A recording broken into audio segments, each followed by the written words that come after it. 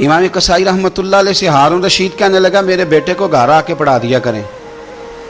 تو آپ فرمانے لگے میں نبی پاک علیہ السلام کے علم کو رسوا نہیں کر سکتا، تیرے بیٹے نے حدیث پڑھنی ہے تو جہاں سب کے بچے پڑھتے ہیں تیرا پتر بھی وہیں آئے گا۔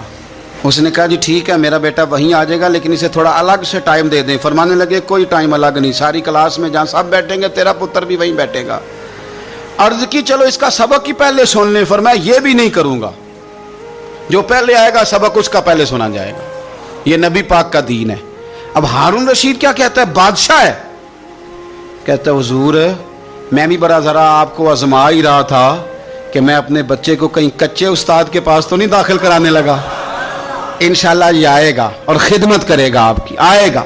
ہارون رشید گزر رہا تھا اور امام کسائی رحمۃ اللہ علیہ نا وضو کر رہے تھے۔ یہ اعلیٰ حضرت لکھتے ہیں ساری باتیں، ساری انہی کی سنا رہا ہوں، انہی کے مطلب کی کہہ رہا ہوں، زبان میری ہے بات ان کی، انہی کی محفل سنوارتا ہوں، چراغ میرا ہے رات ان کی۔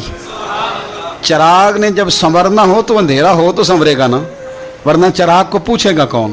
تو انہی کی محفل سنوارتا ہوں، چراغ میرا ہے پر رات، یعنی میرے چراغ کو چمکنے کا ماحول انہوں نے ہی عطا کیا۔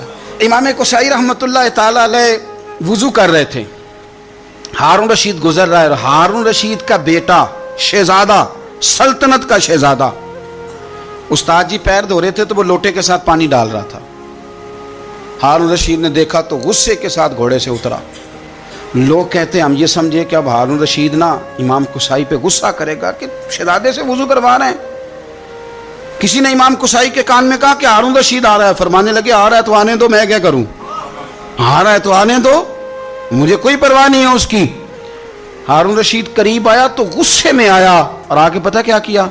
زور سے اپنے بیٹے کو تھپڑ مارا، کہنے لگا رب نے تجھے دو ہاتھ دیے ہیں اور تیرے استاد جی خود پیر دھو رہے ہیں، ایک ہاتھ سے پانی ڈال، دوسرے ہاتھ سے استاد کے پیر دھو، پھر تجھے پتہ چلے گا کہ میں کسی عالم کی خدمت کر رہا ہوں۔ ہاں تمنا درد دل کی ہو تو کر خدمت فقیروں کی، نہیں ملتا یہ گوہر بادشاہوں کے خزینوں میں، تو یہ کیا کر رہا؟ ہارون رشید کسی کی پرواہ نہیں کرتے تھے، لیکن کوئی عالم دربار میں آتا تو تخت پہ اٹھ کے کھڑے ہو جاتے۔ وزیر بھی بڑے ہوتے ہیں نا مشورے دینے والے۔